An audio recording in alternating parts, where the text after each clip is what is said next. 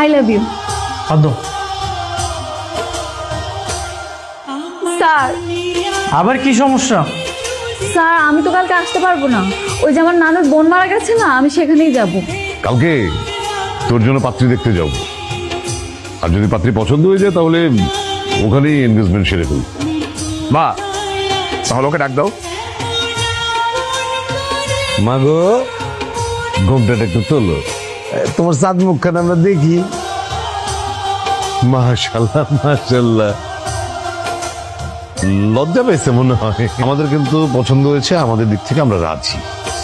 মেয়ে তোর পূর্ব পরিচিত, এখন তুই সাফ সাফ বল যে তুই আংটিটা পরাবি কি পরাবি। এটি পড়ানোর আগে আমি একটু নীলার সাথে কথা বলতে চাই। হায় আল্লাহ আল্লাহ, এটা কি হলো? শুভ স্যারের সাথে আমার বিয়েটা ঠিক হইলো? কতগুলা মিথ্যা কথা বলছি বানায় বানায়। তোমার নানির বোন নাকি মারা গেছে? সে ছোটবেলায় মারা গিয়েছে স্যার। বিয়ের জন্য মিথ্যা কথা বলতে তোমার লজ্জা করলো না? লজ্জা করেছে বলি তো দৌড়ে ছাদে চলে আসলাম। আমার তোমাকে বিয়ে করতে কোনো আপত্তি নেই, তোমার কি আমাকে বিয়ে করতে আপত্তি আছে? না ভাইয়া, একদমই না।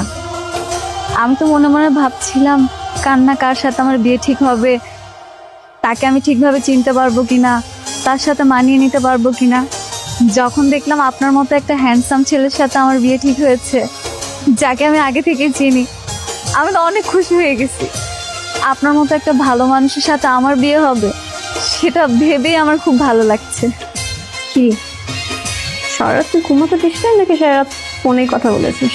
তারপর অফিসের কাজগুলো আমাকে একটু বুঝিয়ে দিলে তো পারেন, মাঝে মাঝে আমিও আপনাকে হেল্প করলাম না হয়। এরপরে কি আমরা স্যার ডাকবো নাকি দুলা ভাই ডাকবো? স্যার ডাকবে না দুলাভাই ডাকবে সেটা বিয়ের পরে দেখা যাবে।